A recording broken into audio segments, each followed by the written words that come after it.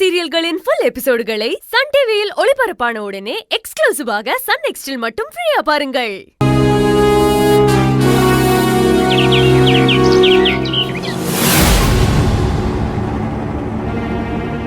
Madam, நீங்க சொல்றதெல்லாம் எனக்கு புரியுது. இந்த கேஸை பத்தி நானும் நிறைய கேள்விப்பட்டிருக்கேன். இது கொஞ்சம் கிரிட்டிக்கலான கேஸ் தான். சார், உங்களை நம்பிதான் வந்திருக்கோம். என் புள்ள எந்த தப்பும் பண்ணல. நீங்க தான் அவனை எப்படியாவது வெளியில கொண்டு வரணும்.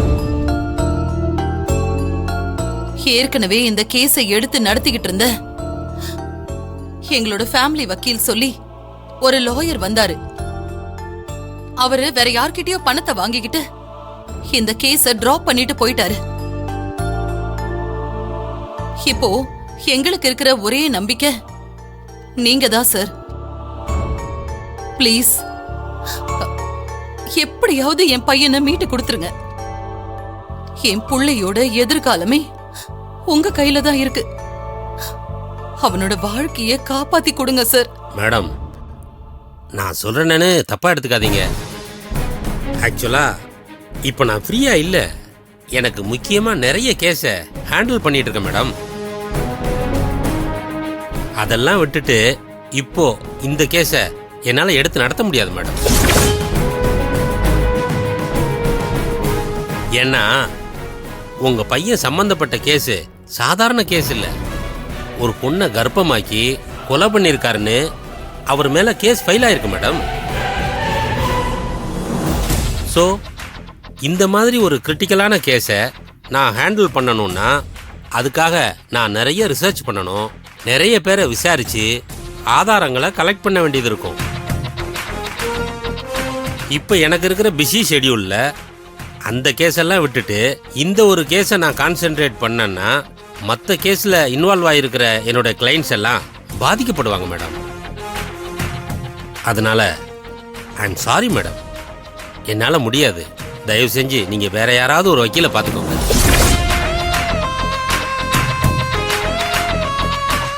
சார், ப்ளீஸ் சார், நீங்களே இப்படி சொன்னா எப்படி சார்?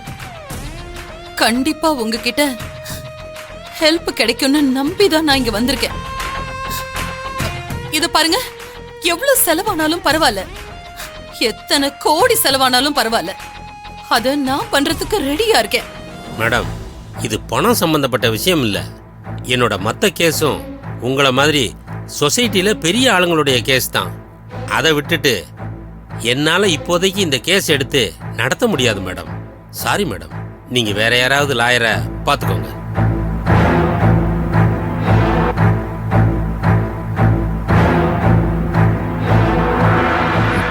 அத்தை, வாங்க போலாம்.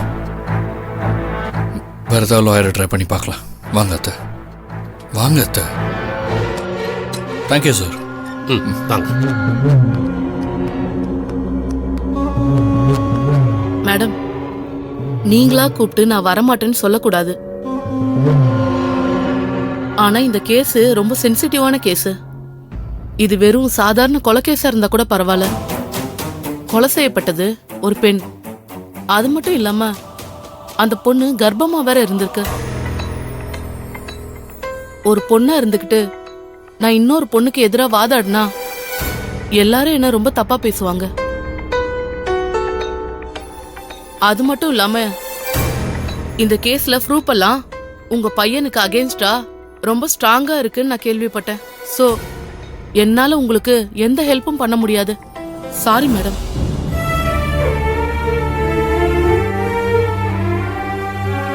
இந்த கேஸை தாண்டி நீங்க வேற எந்த ஹெல்ப்பை கேட்டாலும் நான் அதை கண்டிப்பா பண்றேன் மேடம்.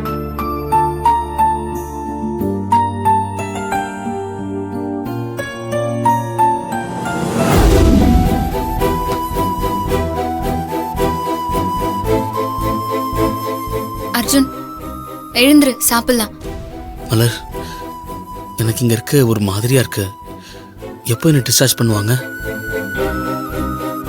அர்ஜுன், டிஸ்சார்ஜ் பண்ணாலும் கோர்ட் ஆர்டர் படி உன்னை ஜெயிலுக்கு தான் கூட்டிட்டு போவாங்க.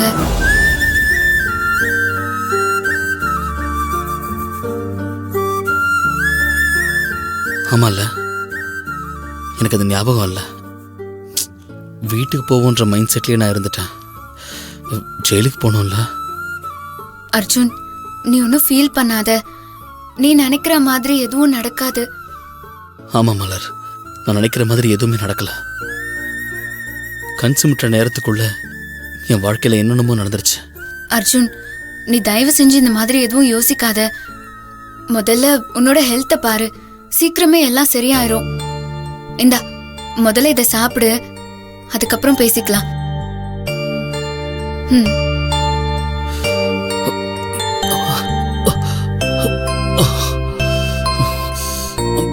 சாஞ்சிக்கோ.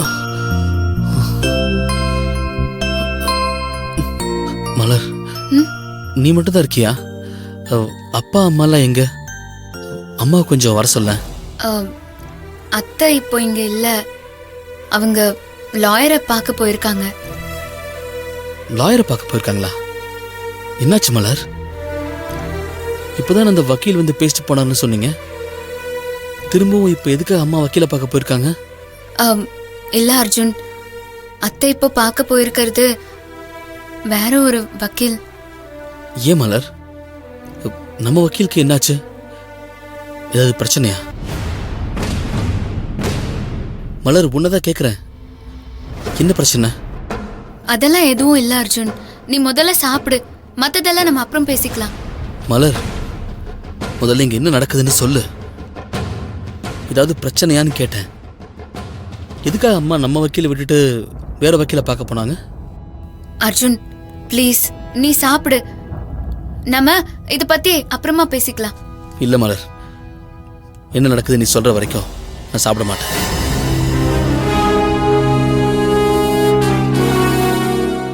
என்னாச்சுன்னு சொல்லு மலர். நான் இப்ப நல்லா தான் இருக்கேன், எதுவா இருந்தாலும் சொல்லு.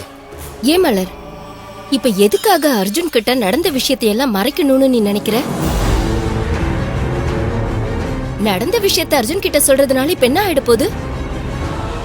அது அவன்கிட்ட சொன்னாதானே அவனுக்கு ஏதாவது ஐடியா வந்தா நம்ம கிட்ட சொல்லுவான். அக்கா, நீங்களாவது சொல்லுங்க, அம்மா எதுக்காக வேற ஒரு வக்கீலை பார்க்க போயிருக்காங்க? இங்க என்ன நடக்குது? என்னதான் பிரச்சனை? அது ஒண்ணு இல்லடா அர்ஜுன், நம்ம குடும்ப வக்கீல் ஒருத்தரை ரெஃபர் பண்ணாரே, அவரு யார்கிட்டயும் பணத்தை வாங்கிட்டார் போல இருக்கு. அந்த ஆளு இந்த கேஸ்ல ஆதாரம் எல்லாம் உனக்கு எதிரா இருக்குது, எப்படியும் நிகிதாவோட கேஸ்ல உனக்கு எதிராக தான் தீர்ப்பு வரும்னு பயந்துகிட்டு இந்த கேஸ்ல இருந்து விலகிறேன்னு சொல்லி காலை வாரி விட்டுட்டு போயிட்டாரு. அதனாலதான் அம்மா உனக்காக வாதாடுறதுக்கு சிட்டிலேயே ஒரு டாப் மோஸ்ட் வக்கீல்ல ஏற்பாடு பண்றதுக்காக போயிருக்காங்க.